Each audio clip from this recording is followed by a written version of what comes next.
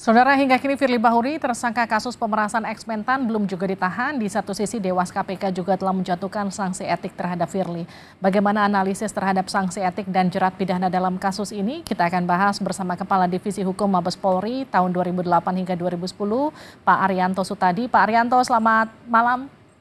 Selamat malam, Mbak. Selamat malam, Mbak. Bergabung juga Ketua IM 57 Plus Institut Muhammad Praswat Nugraha. Mas Praswat, selamat malam. Selamat malam, Mbak. Selamat malam, Pak Arianto. Siap. Saya ke Pak Arianto dulu ya.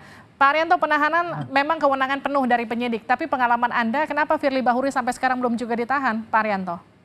Ya, kalau saya melihat ini proses hukum, Polda Metro mencoba menerapkan profesionalisme yang paling tinggi ya, karena yang ditangani adalah seorang tokoh Polri. Nah, sedangkan di dalam ketentuan yang berlaku di dalam penyidikan itu, yang namanya penahanan itu hanya apabila ada kekhawatiran dari penyidik, apakah tersangka itu dikhawatirkan akan melarikan diri, atau mengulangi, atau menghilangkan, atau merusak barang bukti. Nah, tiga kekhawatiran itu kalau tidak ada, ya dia tidak harus menahan. Gitu. Karena bunyinya di situ hanya penahanan itu dapat dipisahkan, tidak wajib. Gitu. Beda ya dengan kalau ketentuan itu wajib, itu dilanggar berarti ada sanksinya. Kalau dapat itu pertimbangannya ada pure pada penyidik mengenai kekhawatiran ini sendiri. Ini aturan ini memang dibikin sesuai dengan pelindungan HAM ya, gitu jadi. Hanya sekarang karena kebetulan yang tersangkanya Pak Firly, kemudian orang kan membanding-bandingkan dengan orang biasa. Apalagi tadi Pak Yudi atau tadi. Kalau di KPK ini beda standarnya. Di sana kalau udah jadi tersangka, itu udah otomatis pasti ditahan tuh. Itu biasa yang dipakai di KPK. Tapi kalau untuk di polisi tidak. Saya sebagai penyidik lama itu ya, mau di tingkat Polres sampai di Polda sampai di Mabes, itu yang namanya penahanan itu melihat apa kita lah, feeling kita itu. Apakah kita khawatir apa tidak gitu. Pak Arianto, apakah ancaman hukuman di atas 5 tahun itu juga bisa jadi pertimbangan penyidik untuk menahan atau enggak? Ya, ancaman 5 tahun itu adalah persyaratan orang itu bisa ditahan apa tidak. Jadi walaupun kita itu misalkan kita khawatir mau lari ya, tapi kalau ancaman hukumannya di bawah 5 tahun, kita nggak bisa nahan. Kita hanya bisa menahan apabila ancaman hukumannya 5 tahun atau lebih. Atau pasal-pasal tertentu, misalnya pasal penipuan, pasal mengenai germo, mengenai apa penganiayaan dan sebagainya itu, meskipun ancaman hukumannya kurang 5 tahun, penyidik dapat menahan. Gitu. Saya ke Mas Praswat. Mas Praswat, bagaimana melihat perjalanan kasus yang menyeret Firly ini? Apakah kemudian Anda melihat masih wajar untuk tidak ditahan sampai sekarang? Mestinya sih karena minggu lalu sudah dilakukan pelimpahan tahap 1 ya, Mbak ya.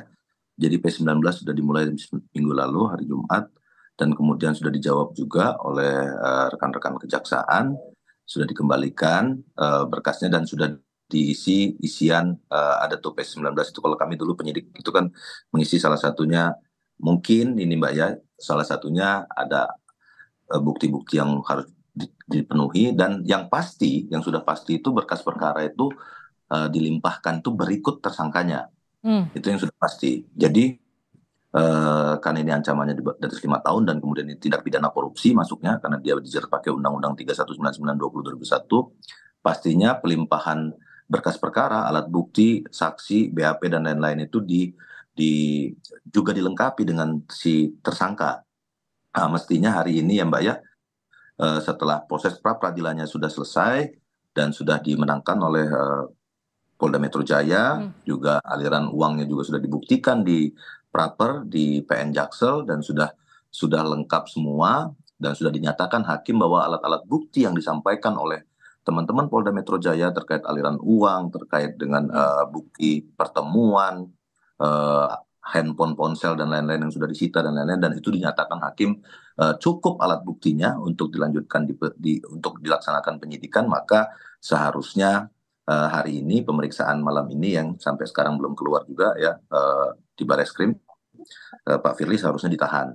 Itu dari segi sudut pandang subjektif maupun objektif sesuai dengan pasal 21 KUHP itu, satu kan orang si penyidik itu akan melihat apakah orang tersebut akan melarikan diri, satu, kedua apakah dia akan merusak alat bukti, ketiga mengulangi perbuatan tindak pidananya.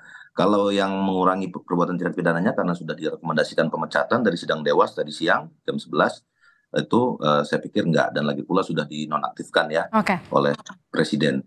Mas Pras, Yang paling mungkin ini mungkin alat buktinya Mbak ya, karena alat bukti ini merusak alat bukti ini kemarin sempat dibawa setelah alat-alat bukti semacam perkara lain ya yang di praper di PN Jakarta Selatan, dan itu sudah akan diusut juga oleh Pak Kapolda, kemarin sudah statement membawa alat bukti lain itu yang milik KPK itu adalah satu pelanggaran tindak pidana juga.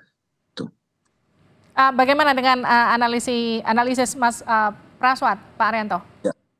Ya, itu bisa saja analisis seperti itu ya.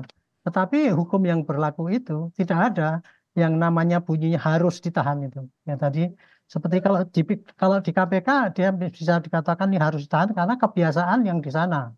Karena kan sana kan KPK dulu kan ingin menimbulkan efek jerak pada pelaku dan sebagainya. Kalau di polisi ini ya, yang namanya tindakan penyidikan profesional itu ya harus sesuai dengan ketentuan yang berlaku. Ketentuan yang berlaku itu bunyinya hanya dalam hal penyidik itu khawatir itu lari atau mengulangi atau menghilangkan barang bukti, barulah dia menahan. Nah, dia tidak melakukan penahanan. Yang penting nanti gini aja, ketika berkas itu setelah oleh jaksa dinyatakan lengkap, nah barulah polisi itu harus menjamin tersangka, barang bukti, dan berkas itu diserahkan ke kejaksaan. Itu ukurannya nanti di situ itu. Gitu. Pak Arianto, tapi kalau kita melihat dari background Kapolda Metro yang kemudian pernah di KPK satu angkatan dengan Firly di Akpol tahun 90, ini apakah jadi beban sebetulnya menurut Anda terkait dengan ada potensi bias, kenapa kemudian Firly korelasinya tidak ditahan, ada nggak hubungannya ke sana? Enggak, saya kira. Kan itu kalau seandainya ada korelasi, pasti Pak Firly tidak diproses sama Pak Kartono. Kan gitu. Ternyata kan sekarang sudah diproses secara profesional.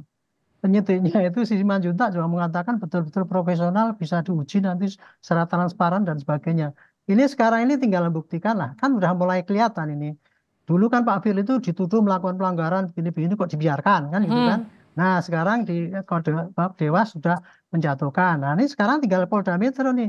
Serius apa enggak? Seriusnya adalah nanti menyerahkan berkas itu ke kejaksaan dan menyerahkan tersangka itu dan barang buktinya ke kejaksaan. Itu ukurannya itu. Jadi bukan ditahan apa tidak ditahan ukuran. Mas Praswat, bisa nggak kemudian kasus ini Anda lihat akan diusut secara terang benderang, secara transparan, sehingga kemudian masyarakat bisa yakin bahwa pengusutan kasus ini bisa clear begitu?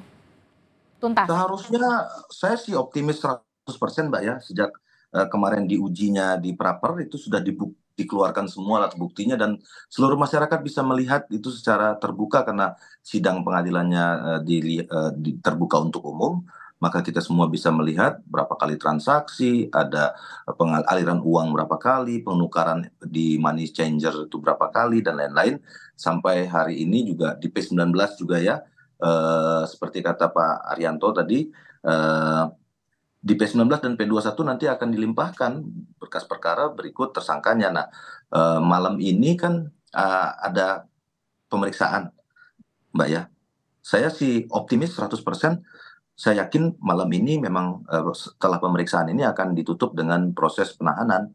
Sebagaimana catatan-catatan di P19 harusnya ya. Kalau sudah P19 itu mestinya permintaan jaksa itu harus lengkap berkas perkara dan si tersangkanya, karena nanti jika dilimpahkan tanpa tersangka itu nanti akan kembali lagi catatannya P19 tidak lengkap berkas perkaranya. Itu Mbak. Kalau Anda yakin bahwa akan ada penahanan, tapi kalau kita lihat statement dari kuasa hukum Firly yang optimis sekali bahwa tidak akan ada penahanan, menurut Anda apa unsur yang membuat beliau optimis? Ya, tadi saudara PH tadi kan sempat mengatakan bahwa kooperatif, tapi juga kita harus ingat bahwa sprint membawa saja sudah disiapkan oleh Pak Kapolda Metro Jaya ya pada kesempatan yang lalu, dan itu sudah disampaikan sama dia. Jika sampai satu kali lagi mangkir, artinya hari hari Rabu ini mangkir, itu akan dilakukan penangkapan melalui sprint membawa, karena di dalam penyidikan ini jika saksinya hadir tidak masuk dalam DPO ya, ada keberadaannya dia sprint membawa namanya. Kalau dalam proses pemanggilan, bukan kalau misalnya dia melakukan buronan dan melarikan diri, jadinya sprint penangkapan. Nah, sprint membawa ini adalah pro justisia sifatnya memaksa, dan Pak Kapolda sudah menyatakan minggu lalu, Bang Karyoto sudah sampaikan bahwa jika tidak datang di hari ini, di hari Rabu ini, maka sudah disiapkan sprint membawa.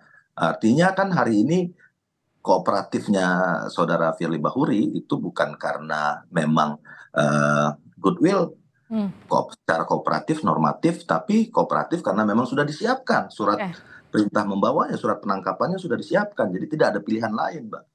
Memang hari ini harus datang, dan menurut saya jika memang ini sesuai dengan prinsip asas penyelesaian hukum ya, cepat, murah, biaya murah, dan sederhana, itu harusnya segera mungkin dilakukan penahanan, lalu pelimpahan P21, maka dalam 14 hari ke depan kita bisa memulai proses persidangan. Terima kasih Mas Pras, terima kasih Pak Arianto. Kita akan nantikan sudah 8 jam lebih kurang lebih diperiksa, apa hasilnya nanti, apakah kemudian nanti akan ditahan ataukah tidak.